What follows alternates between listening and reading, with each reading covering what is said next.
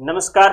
RM nursing officer online platform પર આજે staff nurse 1903-2024 ની ભરતીમાં સફળ ઉમેદવાર અજયભાઈ ઓડેદરા મારી સાથે છે. અજયભાઈ, આપનું હાર્દિક સ્વાગત છે ઓનલાઈન પ્લેટફોર્મ પર. ખૂબ સંઘર્ષ અને મહેનત કરી અને અજયભાઈએ સરકારી નોકરી મેળવી લીધી છે. અજયભાઈ, તમે તૈયારી કરી છે, મને બરાબર યાદ છે કે અડધે સુધી તમે ઓનલાઈન તૈયારી કરતા હતા અને પછીથી તમે લગભગ 1.5-2 મહિના પછી ઓફલાઈન ક્લાસમાં જોઈન થયા છે. તો તમે બંને અનુભવ મેળવ્યો છે, ઓનલાઈન કોચિંગનો અને ઓફલાઈન કોચિંગનો. તો મારે ખાસ એ કહેવું છે કે કેન્ડિડેટને એ કહો કે ઓનલાઈન અભ્યાસ કરીએ તો શું બેનિફિટ થાય અને ઓફલાઈનનો શું બેનિફિટ થાય, એ ખાસ જણાવો. ઓનલાઈનમાં તો એવું હતું સર કે આપણે પહેલા વાત થઈ હતી ને, તો મેં કીધું હતું કે ઓનલાઈન લેક્ચર તમે એક્સેસ તો હતી મારી પાસે, તો હું કરતો.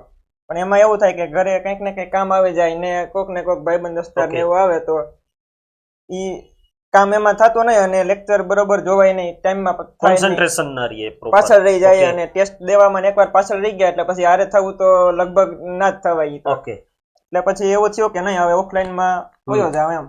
મતલબ કે ઓફલાઈન હોય તો કમ્પલસરી થાય છે અને ઓનલાઈન માં છે ઈચ્છા પ્રમાણે આપણે ક્યારેક આળસના કારણે કે કામના કારણે ન થતું. આપણે હારના બીજા 60-70 જણા કરતા હોય તો એને જોઈને એમ થાય કે નહીં આમાં આપણું થવું જોઈએ, એટલે એમ ફેર પડે એમાં. મિત્રો, ખાસ પોઈન્ટ એ છે કે તમારી સાથે તૈયારી કરવા વાળો વર્ગ હશે તો પણ ઘણો બધો ફરક પડશે. તમારા સાથી મિત્રો છે, તમારા જ પોતાના જ ક્લાસમેટ અને તમારા હરીફો કેટલા માર્ક્સ મેળવે છે એનું તમને ખ્યાલ રહે છે.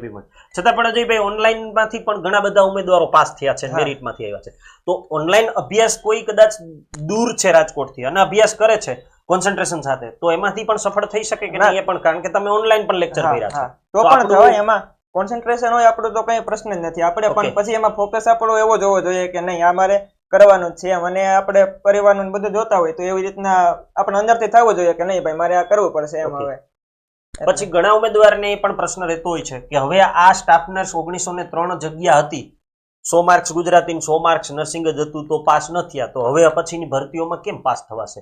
તો આ ભરતીમાં કદાચ 2, 3, 4 માર્ક્સ થી કોઈ કેન્ડિડેટ રહી ગયા હોય તો એ આગળની પરીક્ષાઓમાં પાસ થઈ શકે ફરીથી મહેનત કરીને? થઈ જ શકે. મારા ફ્રેન્ડ ઘણા બધા છે કે જે થોડાક માર્કે રહી ગયેલા છે ને એવા, તો એને હું કહેતો જ હોય કે નહીં તૈયારી કરો ભાઈ, થઈ જશે એમ, તૈયારી ચાલુ રાખવાની, મૂકવાનું નહીં. અને ઈ તો ભરતી આ વખતે આપણે સારું એવું છે, તક છે કે એટલી બધી વેકેન્સી આવે છે. આપણે જીએમઆરએસ ની વાત કરતો તો ઈ છે, પીએચસી ની આવી છે, તો બેનિફિટ ઘણા બધા છે. એક્ઝામ આવે છે હમણાં, એટલે તૈયારી કરો એટલે થઈ જાય, એમાં કઈ અઘરું ના હોય. બીજું મિત્રો, ફરીને વાત એ જ આવે છે, દરેક કેન્ડિડેટ જેટલા પણ કેન્ડિડેટને આવે છે અને આપણે મળીએ છીએ અને આ એમના મુખેથી જ આપણે સાંભળીએ છીએ કે મહેનત કરશો તો 100% સફળતા પ્રાપ્ત કરી શકો છો. ફરીથી અજયભાઈ ઓડેદરા સરકારી સ્ટાફ નર્સ ઉપલેટા ખાતે પોસ્ટિંગ મેળવે છે અને ભવિષ્યમાં પ્રામાણિકતા અને નિષ્ઠાથી તમારી ફરજને નિભાવો અને સમાજને મદદરૂપ થાવ એવી શુભેચ્છા સાથે આપના ખૂબ ખૂબ આભાર and congratulation. Thank you so much. ધન્યવાદ. અમદાવાદ. Thank you sir.